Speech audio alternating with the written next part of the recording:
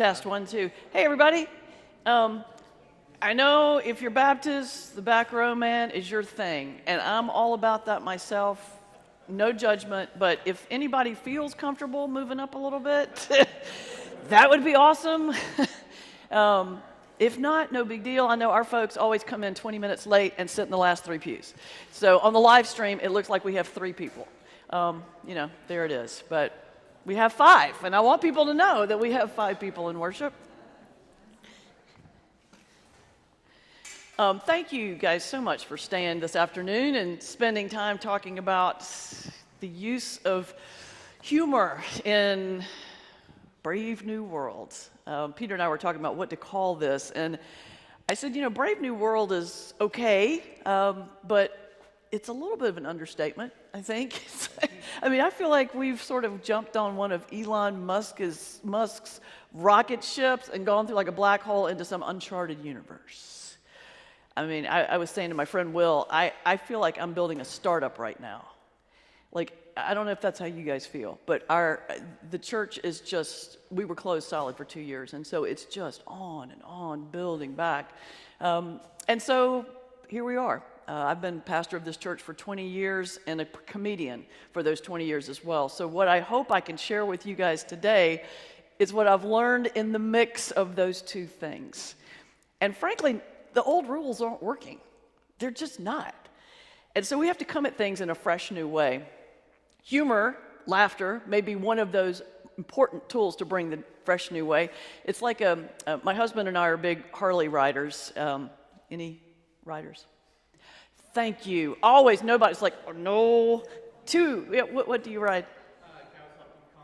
All right now, all right. And we'll cough it up.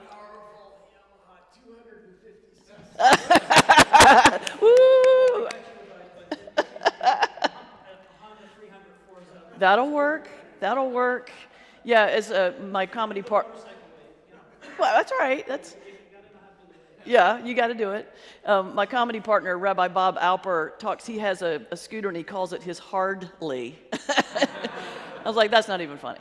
But Toby and I love to ride motorcycles, and we were out about 8 years ago or so riding through the Twin Cities, and there was this billboard that we saw, which was so crazy. At the top, it said Minnesota Cremation Society. Okay, why would they advertise? That's just weird right there. But then underneath that, it had a photograph of a casket, and then underneath that, it said, think outside the box. Right? Like A+ for advertising on that. And that's what I hope we're going to do today, is just think outside the box a little bit. We've got to find new ways to come at things. So let me just give you a little introduction. First thing I want to share, this is not about, there's all kinds of humor. And I know a lot of people say, oh, but humor can be so dangerous. Yes, it can. So can sanctity. Okay? So what we're talking about is humor that is respectful. It's humor that makes people, not humor that makes people feel uncomfortable or abusive or divisive or insensitive. I always say that you need to stay in your circle. That's my rule. I think everyone has a circle around them, and anything in that circle is safe.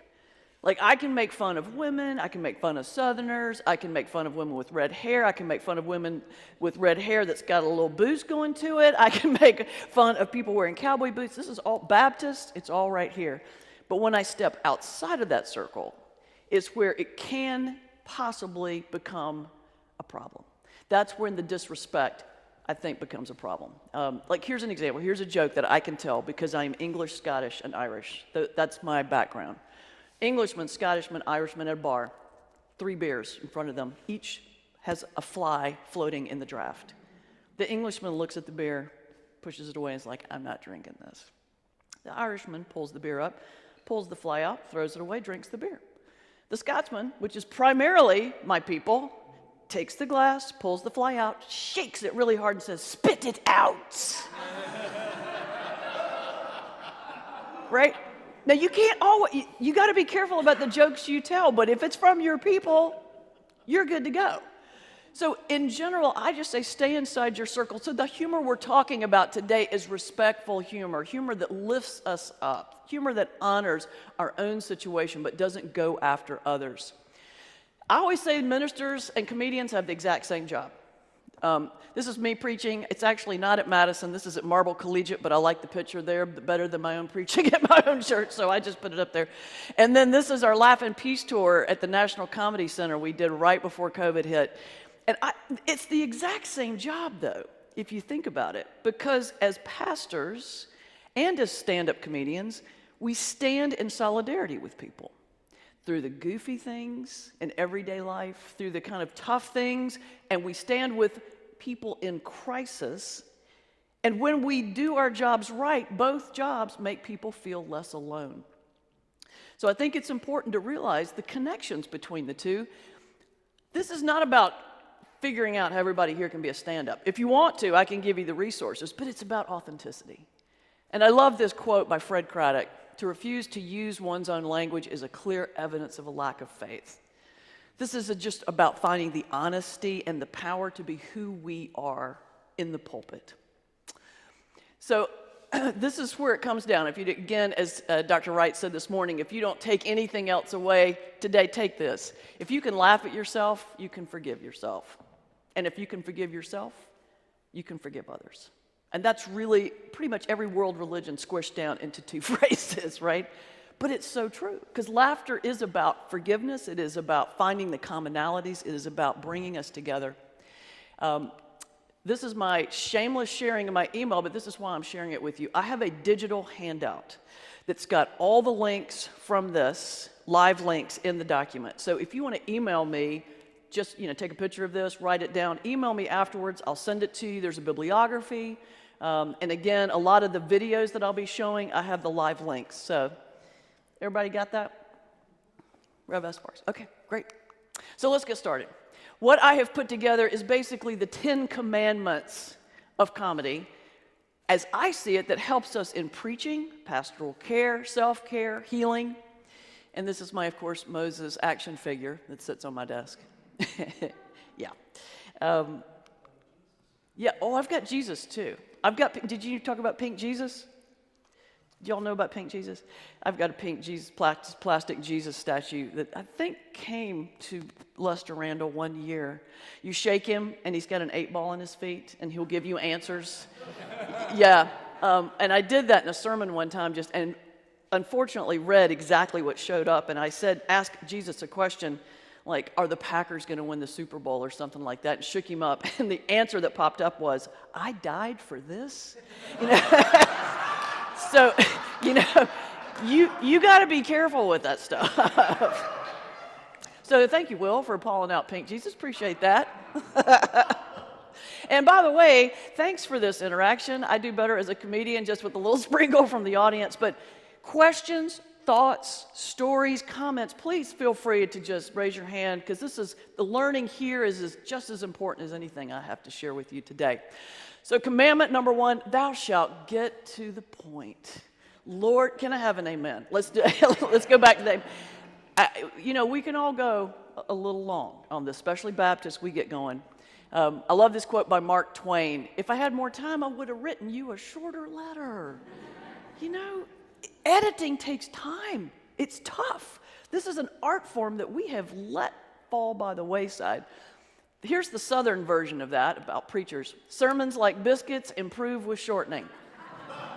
Right? Tell me that's not true. In comedy, here's the bottom line. The longer the setup, the bigger the punchline's got to be. So everybody here, I bet, has had one of those emails sent to you where it goes, oh, this is so funny.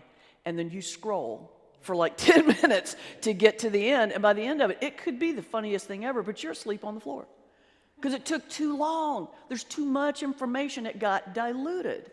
So in comedy, you've got to edit it down to what the point is. Now, it could be a matter of life and death. We all remember the story about Eutychus. Paul preached so long and so seriously that Eutychus fell out the window and died.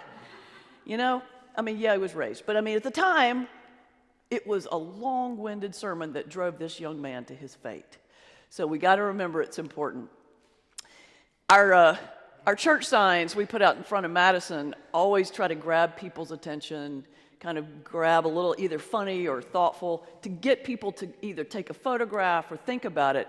But we do that because, as much as we hate to admit it, we're preaching to a soundbite generation. And now I think we're preaching to a soundbite society. Post-COVID, Zoom, everything digital, let me just say me. I'm not going to talk about, my attention span is this. And I don't know if you guys feel that too, but Zoom services or broadcast services, those sermons had to be tight, they had to be sharp. You were competing with Netflix with one push. You left, and all of a sudden, House of Cards is on, right? So you can fight it or you can leverage it. And it's important to remember those kind of edgy, smart, edited pieces that people will remember. Like, that's one sign. I'll show you a couple others that I like. This one I love. There are people who would love to have your bad days. A long time ago in a Galilee far away, that was when Star Wars hit. If you are more fortunate than others, build a longer table, not a taller fence. Can I have an amen? That got a lot of pushback, might I say, but I don't care. And there was snow on the ground, as you can see. This was right after a certain election. I'm clicking to the next. Sometimes your only available transportation is a leap of faith. Yeah, I know. If you got arrested for being a Christian, would there be enough evidence to prove it? All-time favorite, though. Everybody ready? Hold on to your seats. Honk if you love Jesus, text while driving if you want to meet him. Love, love, love. So let me just share a really scary statistic with you. People only remember 10% of what you tell them.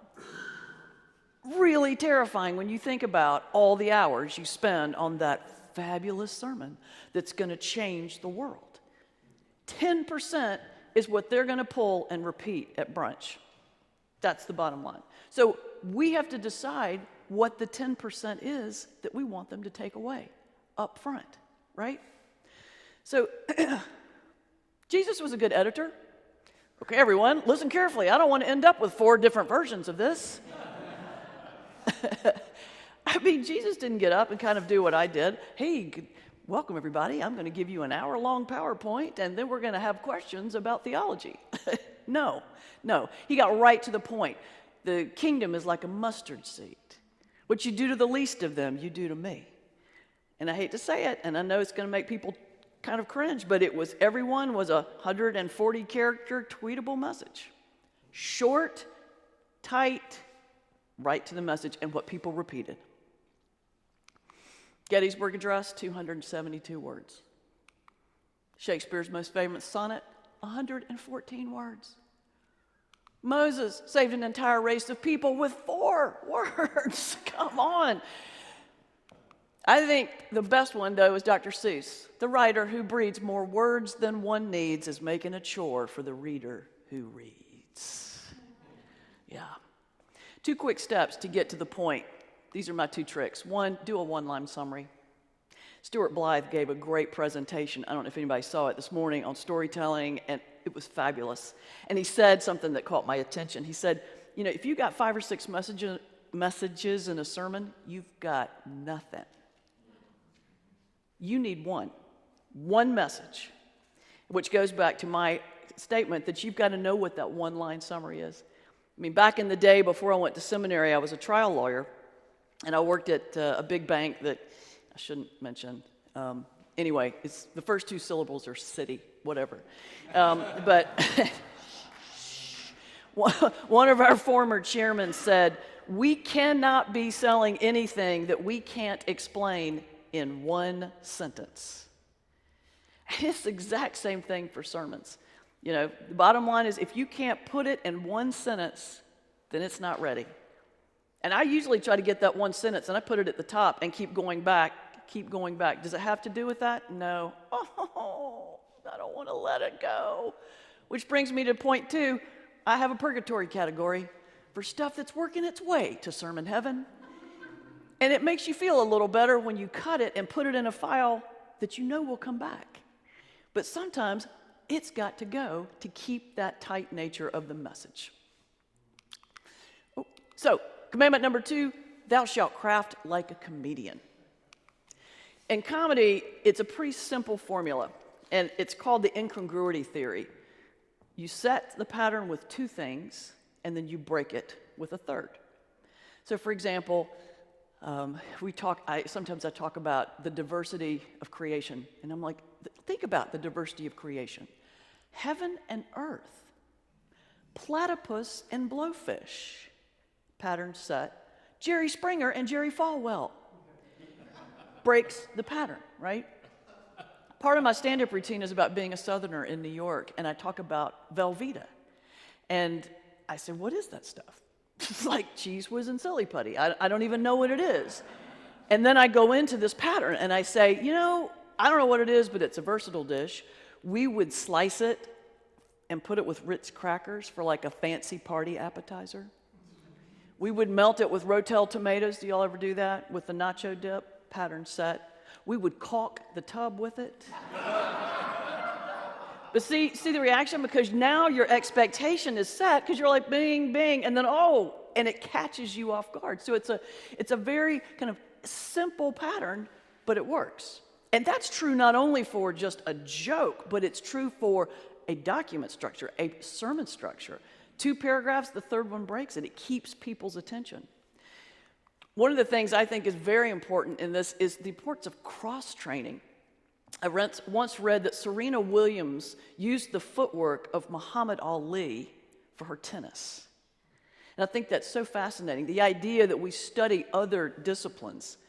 And I mean, one of my favorites, of course, is my good friend Otis Moss. If you were here when he was here, he was right in this room talking about his incredible work with jazz and hip-hop. And it informs his preaching. And when you hear him preach, you see that discipline coming out. The music, the art, the poetry of his preaching is incredible.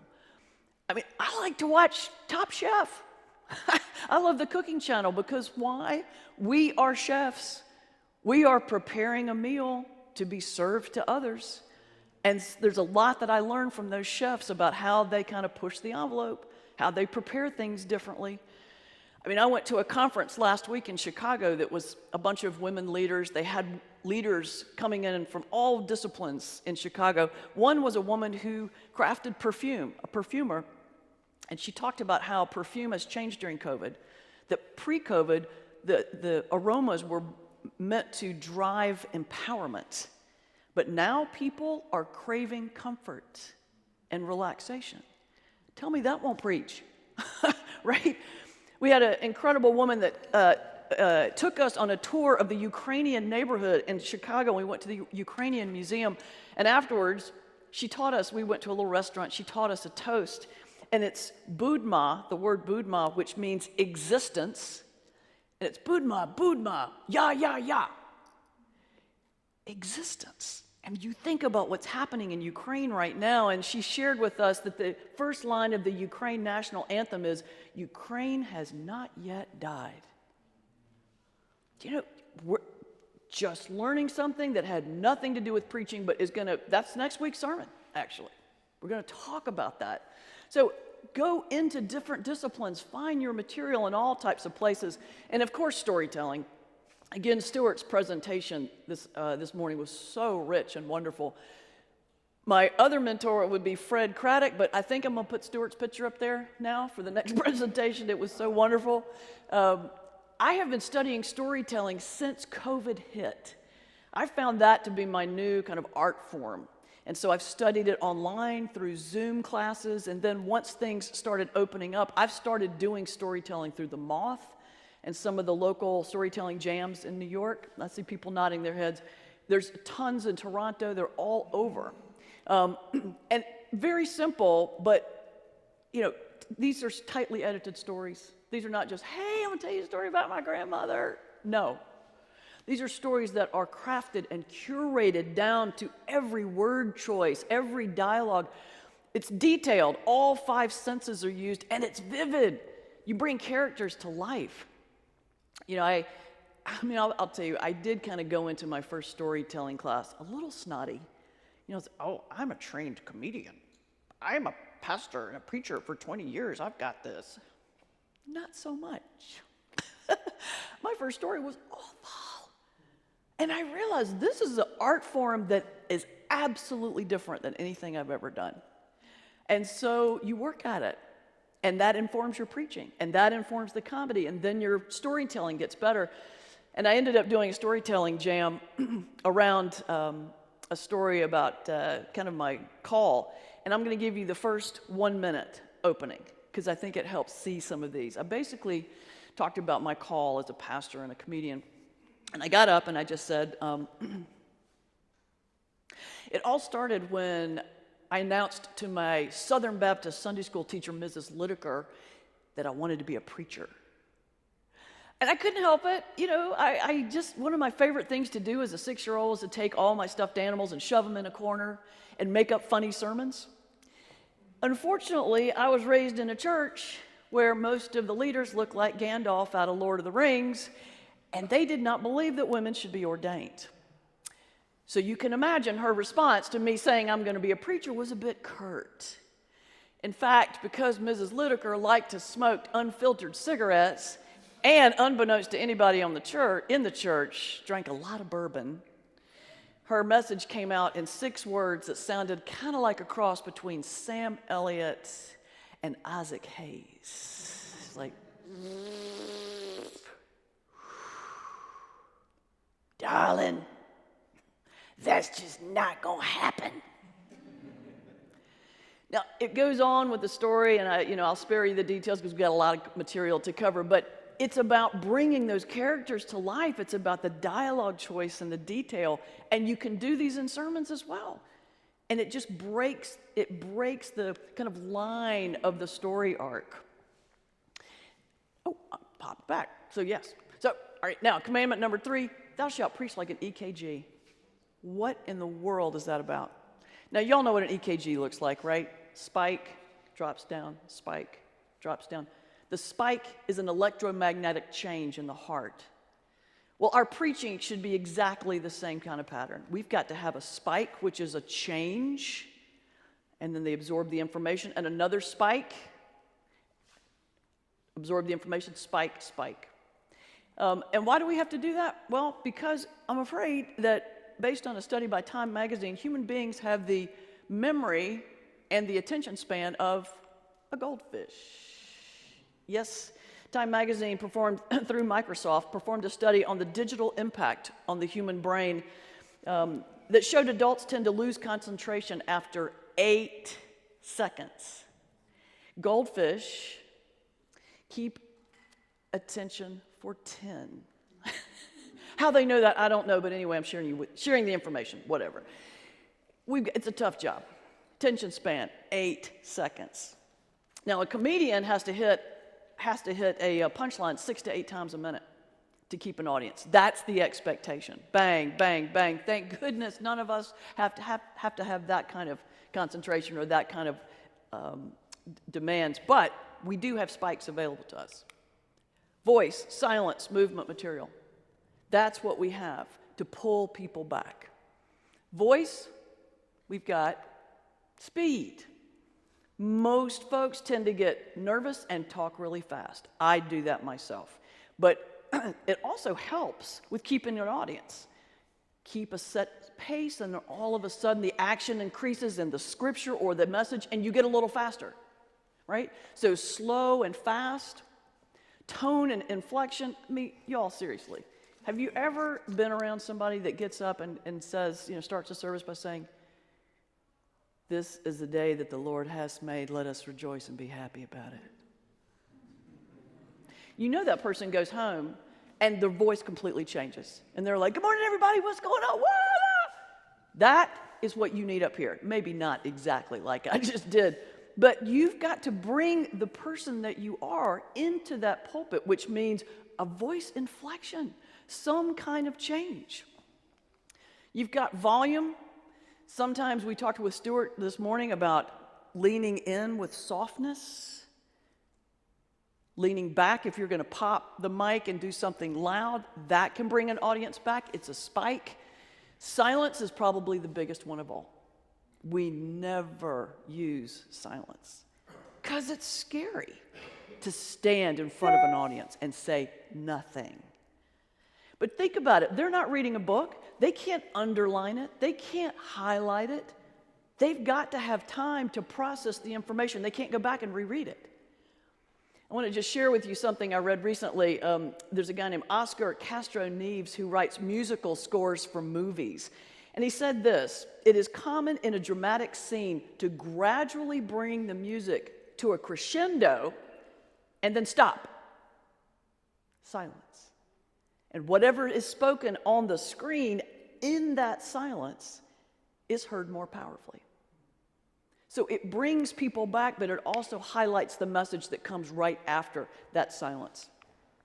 Movement, come out of the pulpit every once in a while. Even if you have to just tell a story for 30 seconds, come out.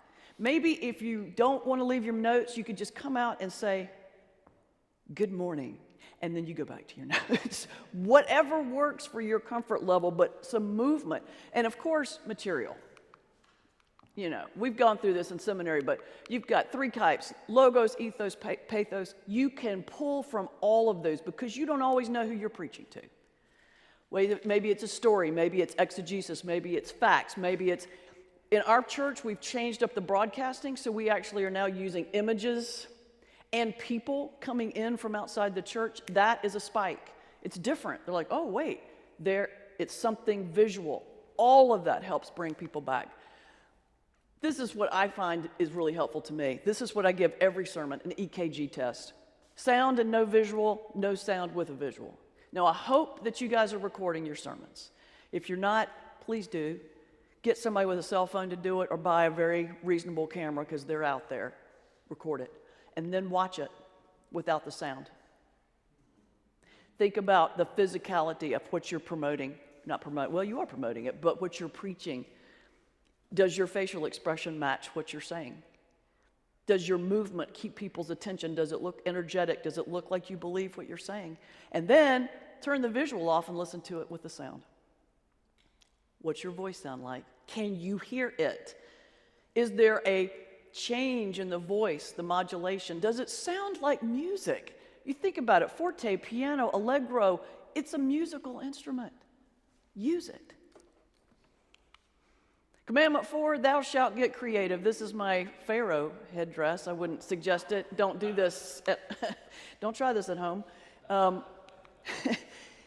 This is what I find that I believe that comedy brings into preaching. I think Jesus was the best creative of all time and one of the best stand-ups, if not the best stand-up ever, because he used this formula, a universal message hooked on to a memorable visual. I mean, you think about his stories. He talked about it was hard for a rich person to get into heaven, like shoving a camel through a needle. Well, he could have just said, you're not going to get into heaven if your income is over $100,000, or something. But he made it interesting and different and funny and an image that people would carry away and repeat. And why is that important? Once again, because people would remember it and share it. I mean, I'm a big believer that Jesus might have been a country music singer back in the day. Because his sermons, his parables all had these very short, repeatable messages. I mean, some of my favorite country music titles, I'm the only hell Mama ever raised. Thank God in Greyhound, she's gone. I'd rather pass a kidney stone than another night with you. Listen, I didn't write them. I'm just repeating them, but my all-time favorite, and I know this is a little edgy, so I apologize, but if I'd shot you when I wanted, I'd be out by now. Country music that I listen to. Hey, listen. Sometimes you just have to push the line, and I love this. No dogs beyond this point. But that little critter's going to push the line. One time I tried to do a sermon around Tabasco, and how much time do we have? Do we have enough? Yeah, we do, actually. I'll just tell you this real quickly. It was for Pentecost, And I was trying to explain why the disciples were just kind of fanning themselves and kind of breathing hard. And it's because I think that wasn't mentioned in the Bible, there was Tabasco on the table at the meal. So I wrote this whole sermon around it on my own, and then I find out there's a church in Louisiana that has a picture of the Last Supper with a bottle of Tabasco on it. That link is in the digital thing. It's in, of course, Metairie, Louisiana, but this is the kind of the punchline of the whole thing. After they'd all been served, the disciples began to eat. Peter took the first bite, and suddenly he started breathing heavily and fanning his mouth. They were all together at the meal, and they had discovered this thing called Tabasco from the spice market. Then James and John and all the other disciples began breathing heavily and fanning their mouths, and together it sounded like the rush of a violent wind. And it filled the entire house where they were sitting. Divided tongues as of fire appeared among them, and a tongue rested on each of them, and all of them were filled with the Holy Spirit while they spoke in other languages, going, oh my God, I can't speak, as the Spirit gave them ability. Just taking it a different direction. For your weddings, I just want to share this with you. Sometimes weddings can get a little boring and dry. I just want to share this with you, a new way that you might share Pachelbel's canon for your next wedding.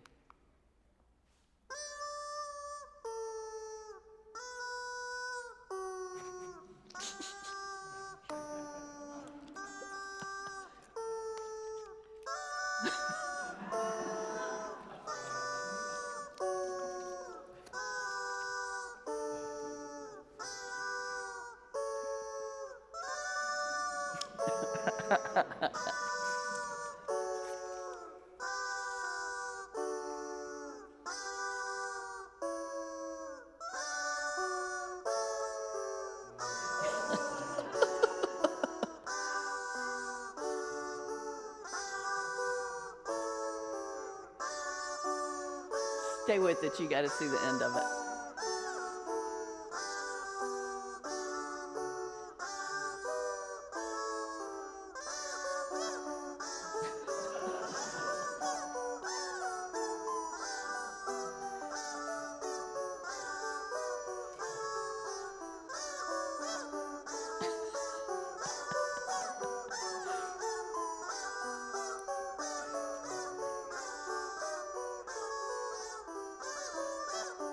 Okay, you get the idea, right? This link is, of course, in your digital handout as well. Have fun with it. Commandment 5, thou shalt find great material. Bible, some of our best. This is one of my favorite comedians, Dwayne Kennedy. This is his first kind of show on Letterman. Quick clip. Is making his debut with us tonight. He was voted best stand-up comedian at this year's Aspen Comedy Festival. Ladies and gentlemen, do me a favor, please welcome Dwayne Kennedy. Oh, Dwayne.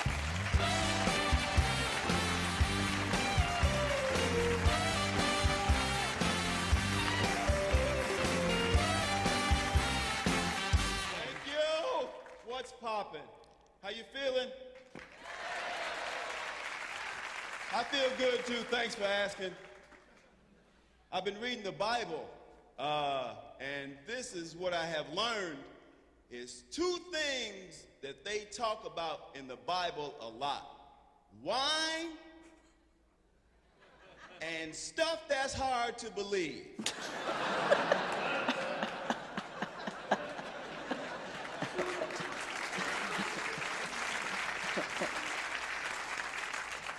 I think the wine came first, and then thus, ergo, comes all the stuff that, is kind of, because how sometimes, man, you'll be drinking wine with a group of friends or, some apostles, and a story will just start getting away from you. Yeah, man, I remember yesterday I saw like a dog or like a beast. When he had 1 or 7 heads, and the bush was on fire and talking to me. I'm drunk, but you can quote me on that. I hear you writing a book. Best ever. description of some of the stuff in the Bible, right? Along that line, I will share my favorite story that I learned in seminary. 3 years and $75,000, best thing I learned the entire time. This is from 1 Samuel chapter 5, verse 9. You may remember this, I don't know, but this is a story about when the Israelites and the Philistines go to battle. Israelites ask God, is it okay if we go to battle? God's like, yeah, do it if you have to, but don't lose the Ark of the Covenant. Obviously, I'm paraphrasing. So, they go to battle, they lose the ark, they lose the battle, and you pick up at 1 Samuel chapter 5, verse 9, King James Version. It's got to be King James, okay, for this particular translation. And the Philistines are carrying the ark back home. God's understandably upset. And here we go. And it was so that after the Philistines carried the ark about, the hand of the Lord was against the city with a great destruction. And the Lord smote the men of the city, both small and great, and they had hemorrhoids in their secret parts. Right here, can't make it up. This is the Bible for you right there. Wouldn't suggest it for a sermon, but hey, why not, you know? There's that. There's Sarah having a baby at 90. There's every story. I'm sure we could stay here all afternoon. Everybody's got their favorite stories. But then there's the more subtle ones, things like Jesus talking about, well, if you get sued for your coat, give them your cloak too. Which now doesn't sound so funny, but of course contextually at the time people wore two pieces of clothing, a coat and a cloak. So there's Jesus telling the person basically stand there in court naked, which is kind of funny. But the real interesting twist is that in ancient Judaism, it's the person causing the nakedness to be shamed. That's the person that actually gets the shame. So it's the creditor in that story that gets the shame. Wouldn't know that unless you understood the context. So there's some really subtle, wonderful twists that Jesus is using for that humor. So the Bible is a great, wonderful place that we can mine for some unexpected humor for our congregation. But also, you got to leverage what you know. You know, there's one of our great rides out in the Dakotas, and you know, sometimes sermons come out of the craziest places. One of my favorite sermons came out of a motorcycle trip we took many years ago where we were turned away from a motel in North Dakota because they thought we were Hell's Angels. It's the greatest day of my life. I just thought that was the coolest thing ever. I mean, we'd been riding a long way. I had on my biker leathers and my fake tattoos, what most ministers wear on vacation, whatever, okay? And I go in, and there's like 2 motels at this exit. There's the Days Inn, and then one called the Sea and Sand, which in Montana, North Dakota is kind of suspect, but okay, whatever. So we go in there, and the woman looked me up and down, and she goes, we're full. I'm like, there's no cars in the parking lot. And she goes, we don't rent to your type. It's like, what type might that be? And she goes, Hell's Angel people. Well, I just burst out laughing. I'm like, no, you don't understand. My husband is a retired federal prosecutor, and I'm a Baptist minister on vacation. It's all good.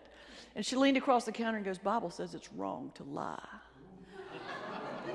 Which I'm usually like not speechless, but that did it for me. So I leave, we go to the biker-friendly Days Inn, change t-shirts. I get my business card, Reverend Susan Sparks, senior pastor, Madison Avenue Baptist Church, and I go back over to my new friend, and I put the card on the desk, and I'm like, you know, Bible also says judge not.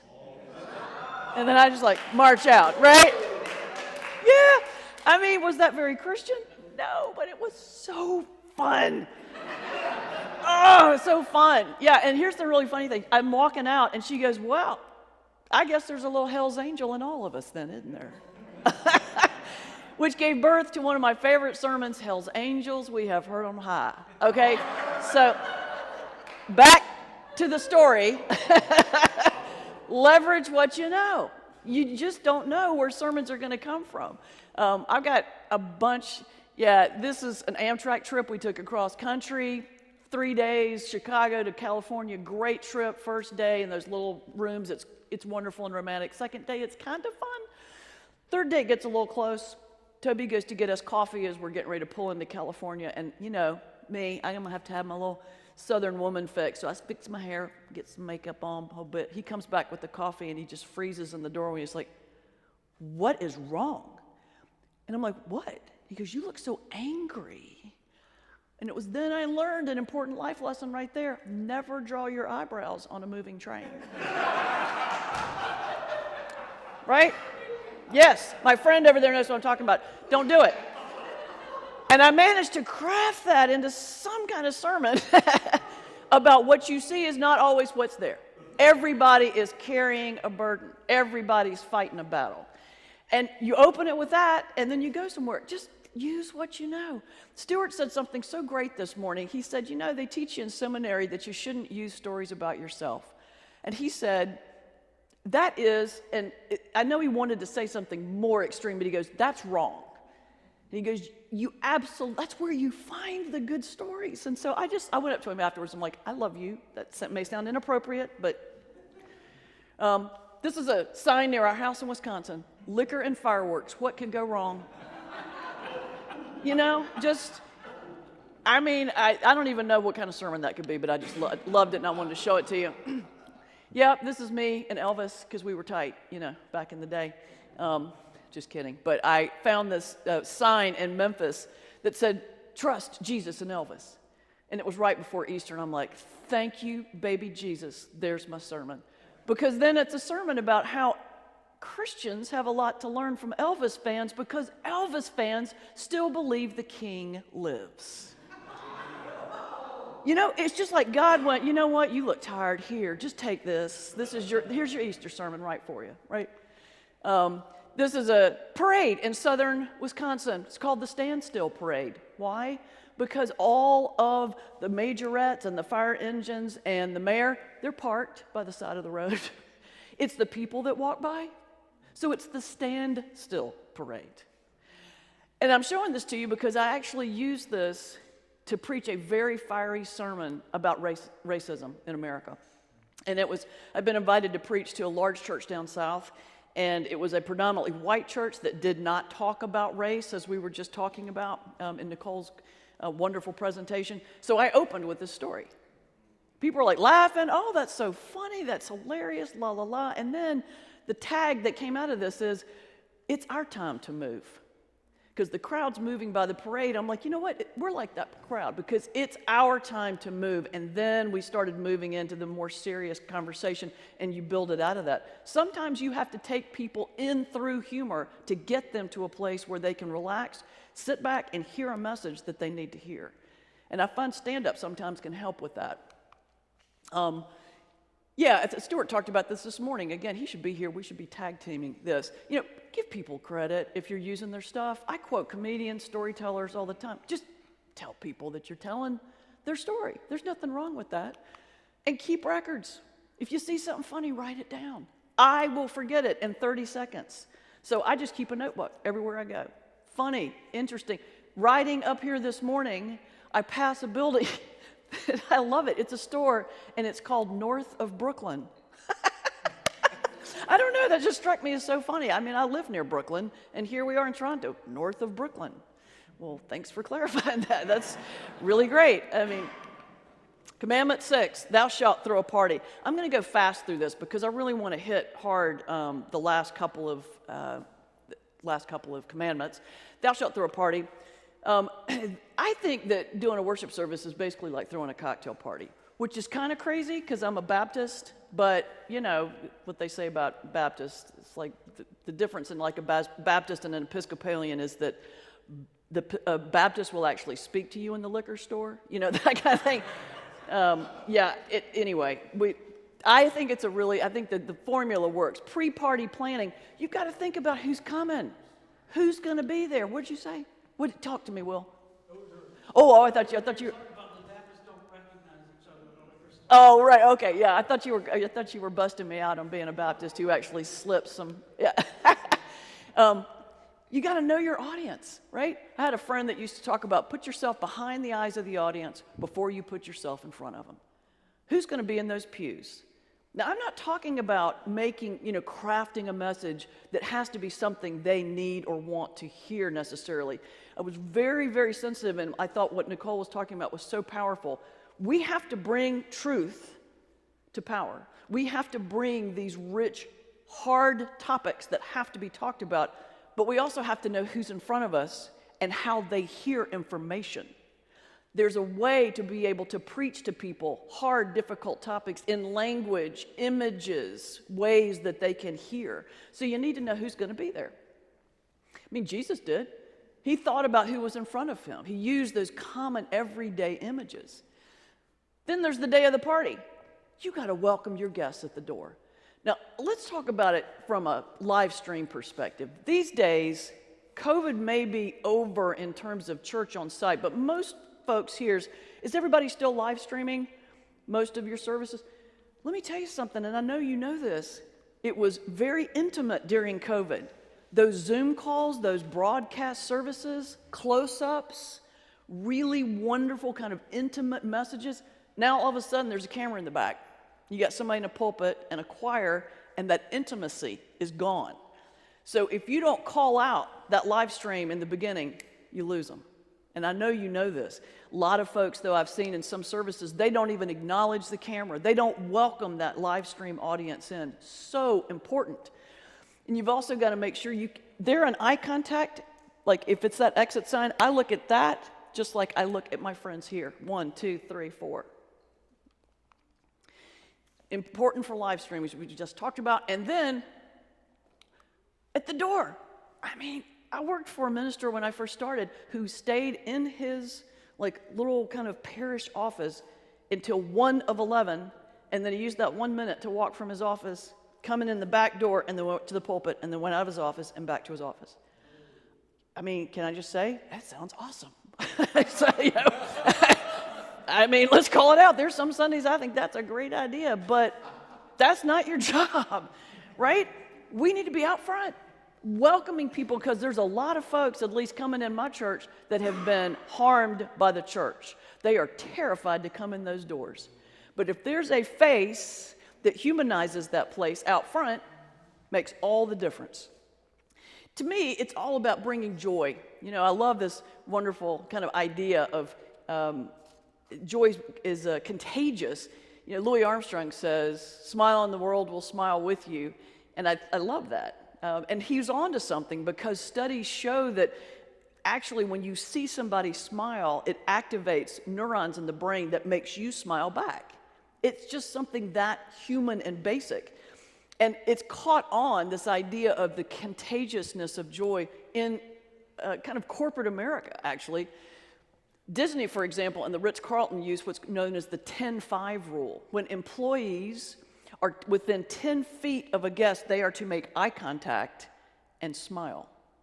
When they are within 5 feet of a guest, they are to say hello. And they know the value of that engagement because it brings a smile, it brings joy, it makes them feel welcome, and it's something that we can do that's easy. Really quickly through these, you got to be a great conversationalist at a party, right? I mean, look them in the eye contact, so important. Now, I'm a manuscript preacher, but, you know, I'd like to not be, but I don't have time every week to get to the place where I can go off note. If y'all can, God bless. But, you know, there's always a bathroom that's clogged up, or a trustee that's mad about the carpet color, or whatever. So what I try to do is just put the sermon in big print, like 500-point font. So I'm in, you know, it's like, good morning. You know, whatever. But actually, you know, with the big font and circling it, you can catch it and keep the eye contact. Now, I know a lot of folks use electronic devices, their phones or an iPad. God bless. I actually like to put delivery marks on the page. That, to me, is really helpful. Either circling the words, a pause. I've got 1 slash if it's a quick pause. 2 if it's a long pause. There's like literally like an acting kind of slash or mark on that delivery document that helps me with it. So I stay out here, which is where the power is. You got to be present. That's where improv training comes in. But we had a guy in our congregation named Charlie McCarthy. Don't you love that? I mean, y'all remember that from back in the day. Charlie was 97 when he passed. He was hard of hearing. He would work all night, the night shift at the New York Times, like binding papers. He'd go home, take a belt of something festive, take a shower, and come to church. So he can't hear very well. He's sitting on the front row, and always during a prayer, and it's usually an angst-filled prayer of something huge happening, You know, he's like praying for some horrible thing going on in the world. You hear Charlie going, Lord, you got to help the Mets. They stink. And, you know, I'm like, we're praying for some, you know, explosion that had happened somewhere. And I was like, yes, Lord, the Mets, they are bad. And that's painful for us. Just like it's painful for our brothers and sisters. And then you go on with, what do? You know, you can't not call it out. Everybody's heard it. People are laughing. So just like in a comedy club, if you've got somebody like Will, you know, heckling you here, you got to be right on it. You got to use some share the conversation, holds. That literally means when people are laughing, let them laugh. Let them laugh. Most comedy teachers will tell you, you come back in with the next line at the 2/3 mark on the arc. So the laugh builds, builds, builds. It peaks, starting to come down about right here is where you come back in with the next comment or the next thing. And that's true for a sermon too. Let people laugh. It's okay. So many young comedians get nervous and they'll step on the laugh, as they call it. People will start laughing. They're like, oh yeah, right, that's funny. And they'll jump to something else. Let people enjoy it. And develop rapport and intimacy with callbacks. That's where you plant something and you bring it back. In my stand-up, I always put a thing about bless your heart in the beginning. You know, down south, you can say anything you want about anybody you want as long as you end the phrase with bless your heart, right? And then I bring it back when I'm talking about somebody that I'm kind of dissing in a really nasty way. Blah, blah, blah. Bless their hearts. It's something that the audience remembers. And last, feed them yummy food they wouldn't otherwise get at home, at your party. Because guess what? People can get everything they need on the internet. You can find anything, anywhere, except for you. They need Will. They need Peter. They need you guys because we bring something that's human and real. And you got to offer that to them. Say again? Yeah, bless your heart. Right. He's like, bless your heart. I've trained you too well. Yeah. And last, but I mean, I always say leave them with your best stuff. This was one of our comedy shows at the Clinton Presidential Center, which was so fun. But as a comedian, I've learned over the years, even if you bomb in the beginning of the set, if you leave them with your best stuff, that's what they're going to remember. So remember that in the sermons. You know, yeah, you may not have the engagement. You may not feel like it's landing. But hit them with something really hard in the end. And that's what people take away. Just thank people. I mean, I always send thank you notes to people when if I have an event or a gig, and are like, Peter, thank you so much for inviting me to. Now I've already done it. See, I don't have to do it now. But you know, thank you for coming. Oh, thank you. No, thank you. No, thank you. Yeah. But you know, we don't ever thank people for coming to the service. Like, get the deacons to write them a note. Can't wait to see you next week. Just such a basic thing that brings people back. Okay, Commandment 7, thou shalt not be a victim of identity theft. Tell me you don't have these people in your congregation. The hecklers. Please, I mean, I'm not dissing your congregations. I know they are all lovely people, but sometimes you've got the folks that are just negative and coming after you all the time, right? I mean, it might be a passive-aggressive congregation member. It might be a negative church leader. It could be an insecure ministry colleague. God forbid, it could be a family or friend. But we all know what that feels like. And so, what do you do with a heckler? They may not be yelling at you in the sermon, like my friend here with the bless your heart. But maybe they are. You never know. I had a guy come after me in a sermon one time, just stood up and just took me on with some issue. And you got to figure out how you deal with that. Thank goodness our congregation actually stepped in and kind of helped negotiate that. But you never know. So what do you do with it?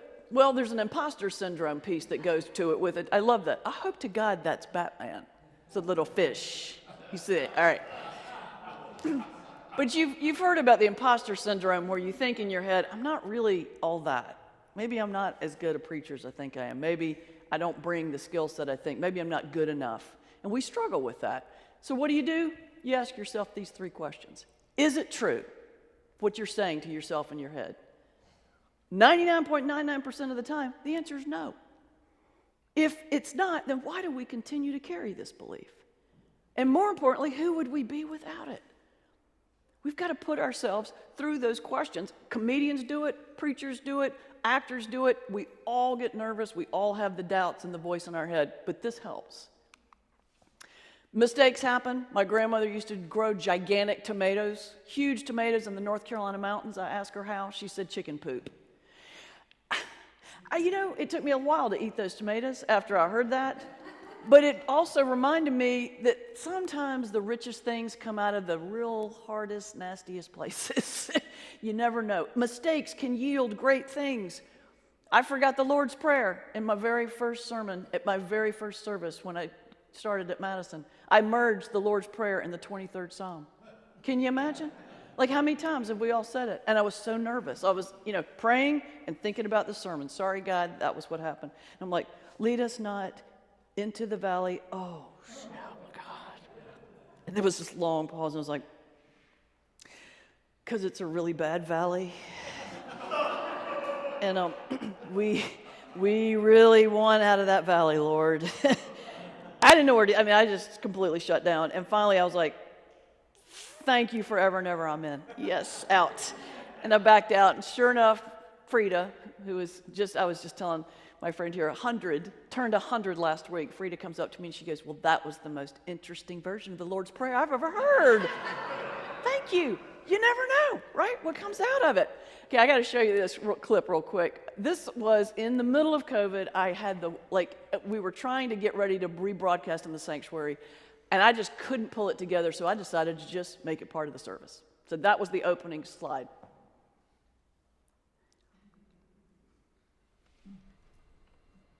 Travis, this is like the 19th take I've done on these announcements. It's so hilarious. These are going to work, I'm sure. Okay. Good morning, everyone. And it didn't work. Okay. Good morning, everyone. My name.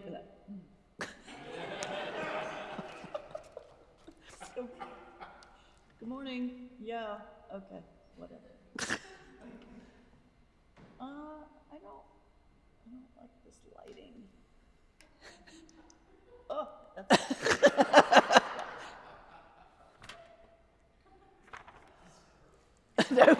I was like, when in doubt, use a scarf. 37.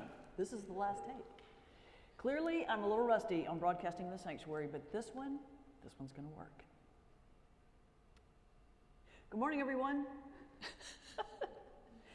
My name is Susan Sparks. I am the senior pastor of Madison Avenue Baptist Church in New York City, and I am glad that you're here with us today. I don't even remember what I'm going to say next now. Okay, this is take 38, the last one, and whatever comes out is going to be the announcements. Okay. So I just kept going. It's like, what are you going to do? I don't even remember what that slide is now that I'm thinking about, so I'm going to skip that one. This one, I love this. It's obviously a NASCAR suit. And I heard an interview with Jesse Ventura, the ex-governor of Minnesota, where I get all my wisdom, always. And he said something actually quite interesting. He said,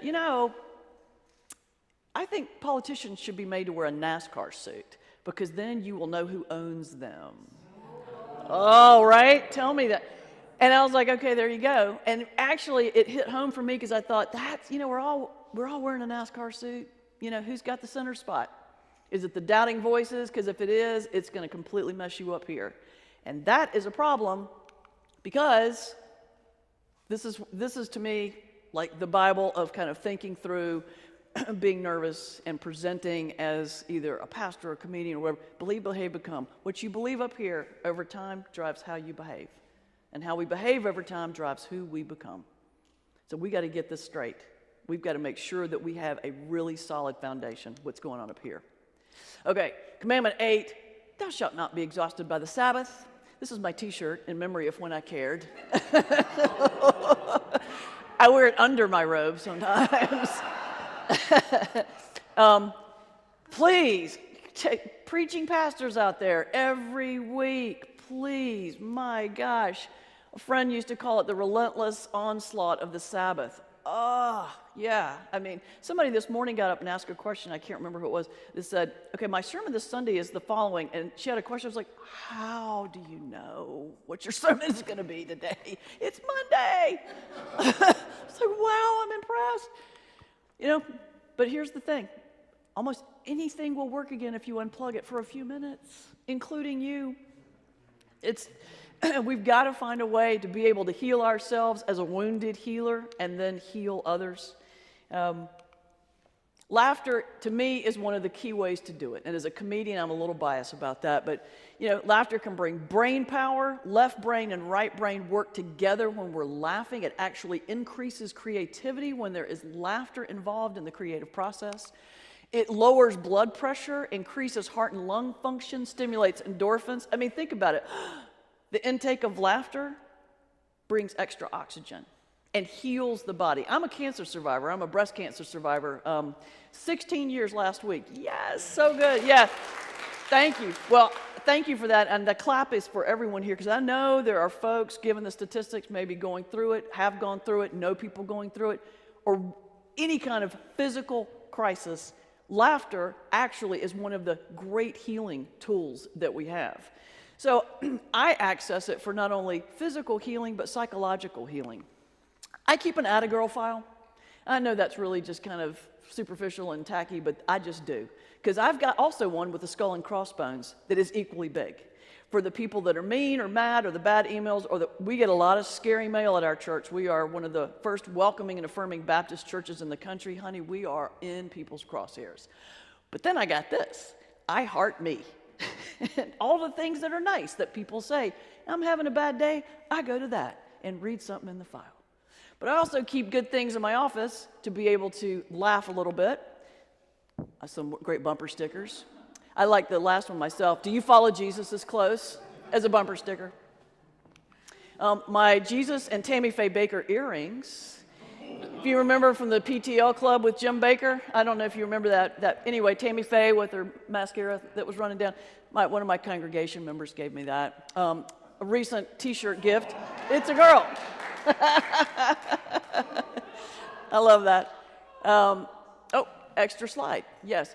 Big Apple Circus Pediatric Clowns. There are a number, again, in your handout of organizations that use humor for healing. Big Apple, the Association of Applied and Therapeutic Humor, that is an organization of career paths that access humor. Medical, clergy, it is also civil servants, anybody that uses laughter as healing. Comedy Cures, and a group that is run by a woman who is a cancer survivor for families and folks in treatment. Stand Up for Mental Health is a Canadian friend of mine who is do you know about him? He is a therapist and a stand-up, and he teaches people that are going through mental health challenges stand-up comedy in order to be able to tell their stories through humor. That link you should check out, because he also has a documentary that he will give free if you email him, and it's worth it. It's a great thing to share with your church. Clowns Without Borders, they exist, believe it or not. Wonderful group. Let me show you this quick. Peter, I'm going to I got 10 minutes? Yeah. Peter's like, I don't care. All right. This is Big Apple Circus.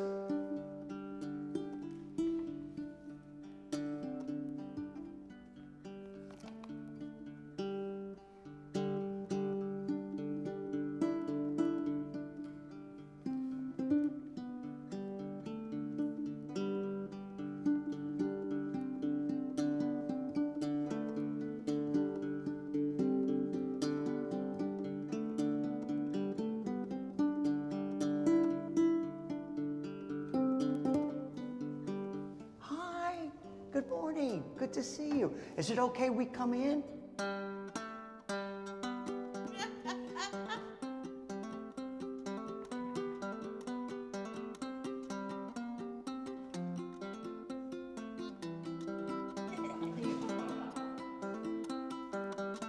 Hey, nice to see you. Oh, you okay? Are you all right?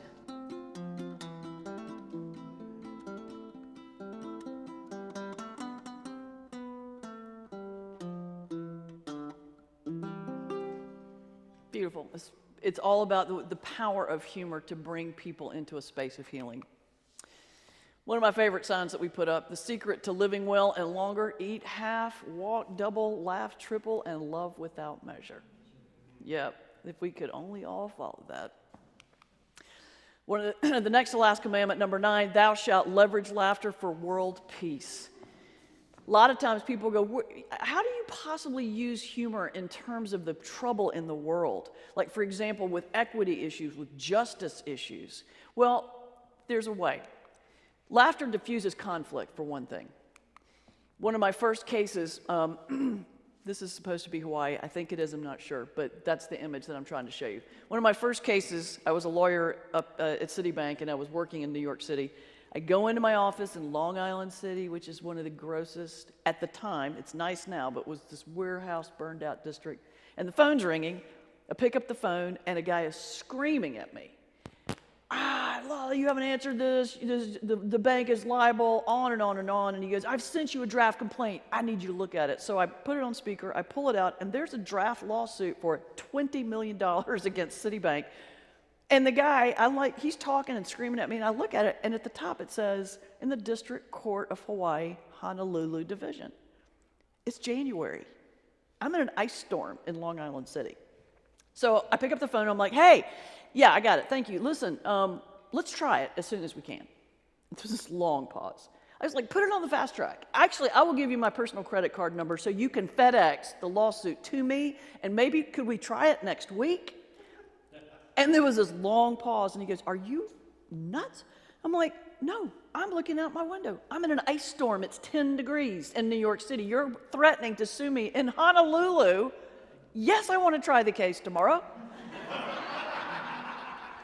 And there was this long pause, and of course the guy just burst out laughing. The next thing he goes, really? Wow, my aunt lives in Long Island City. Bing, bing, bing, bang.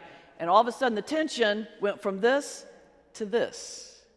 Had a conversation, settled the lawsuit, don't know if it was a good settlement, don't care, really. But it's a great image of how it can break the tension. Let me share this with you. This is one of the more powerful stories I have ever kind of encountered about the power of humor.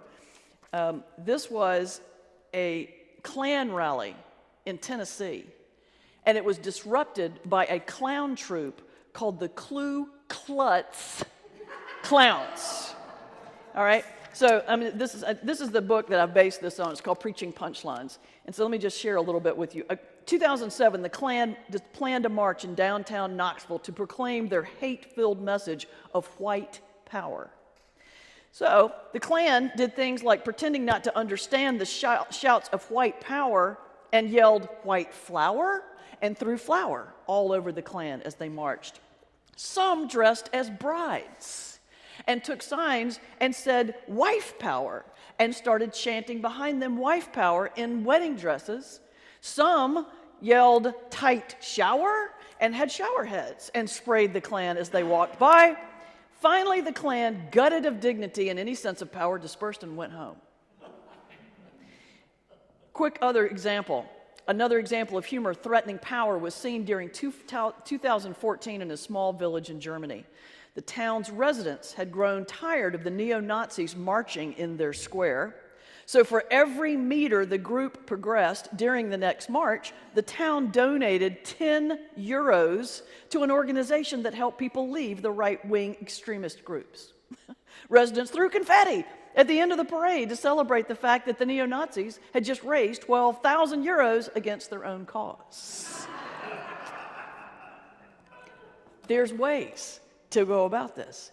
In the handout, the digital handout that I'm going to share with you, there are several links that I would really encourage you to look at. One, in terms of racism and DEI, diversity, equity, inclusion. There is an entire piece CNN put on called What's So Funny About Race?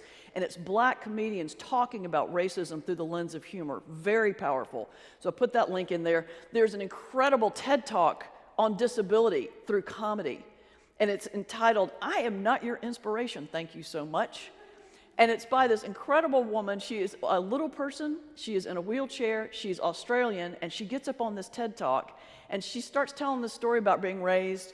And she said, kind of a small neighborhood in Australia. And, to me, everything seemed kind of normal. And I didn't really get anything different that was going on. And she said, one day, the mayor of this small town comes to her parents and says, we are so inspired by your daughter.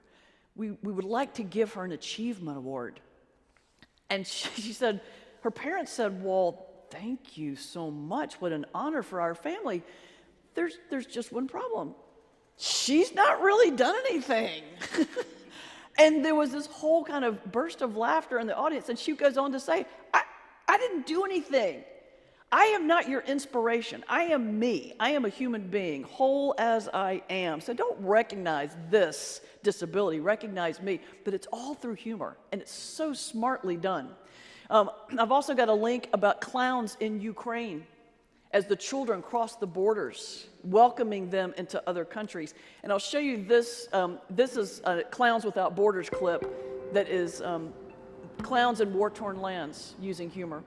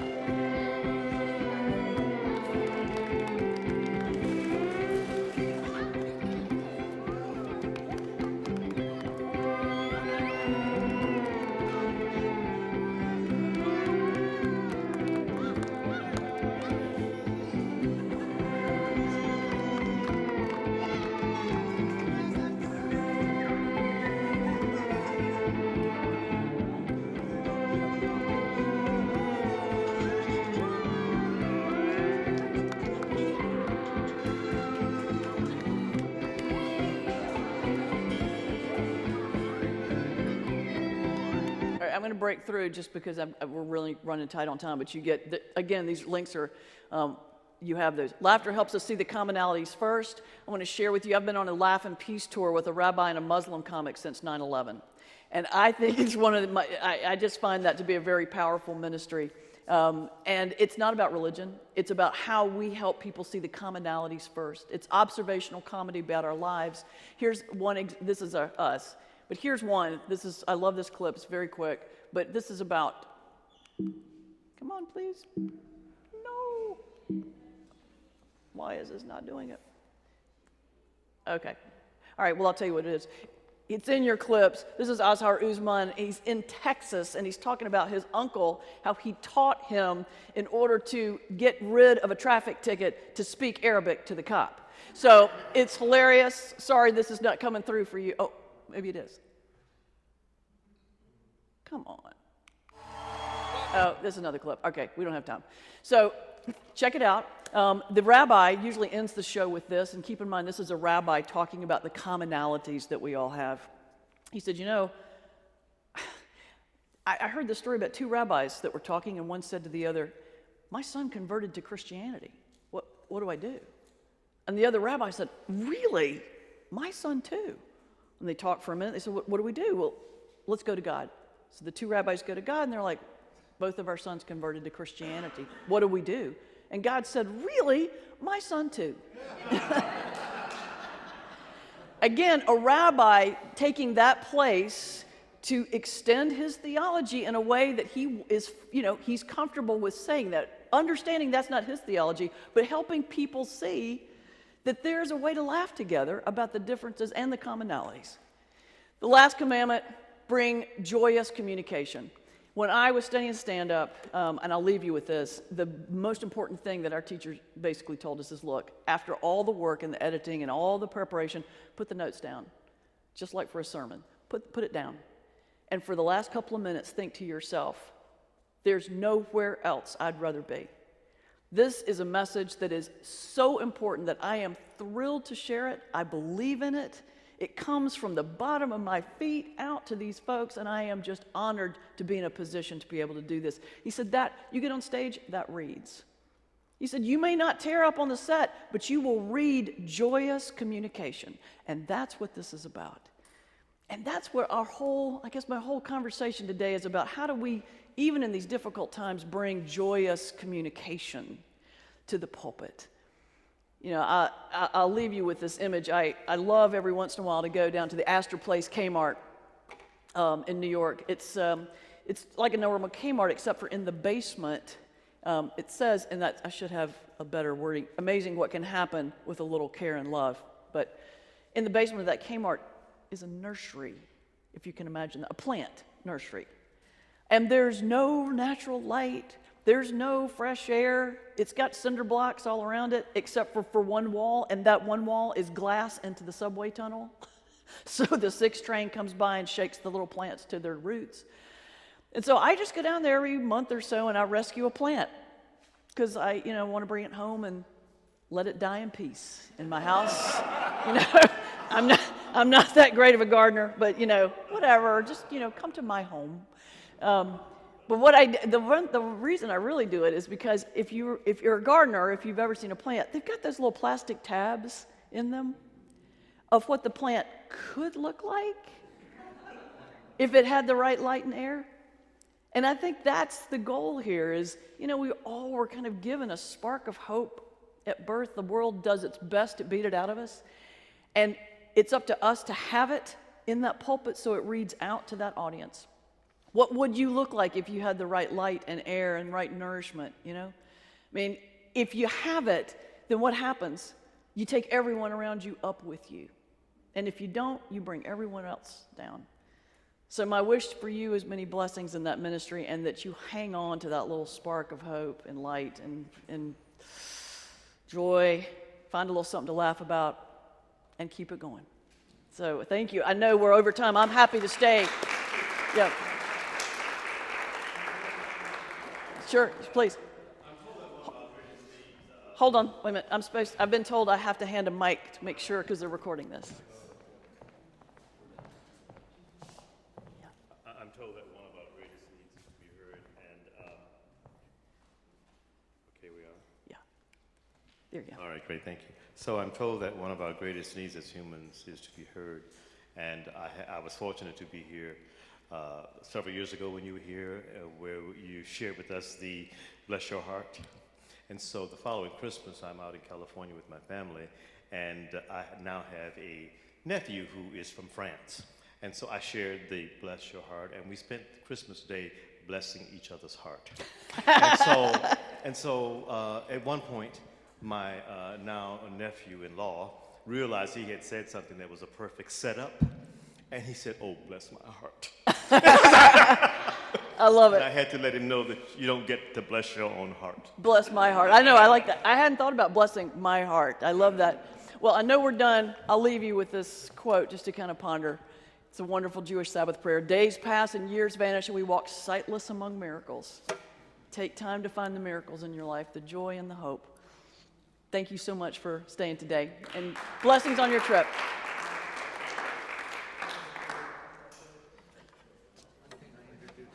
Fairly steak.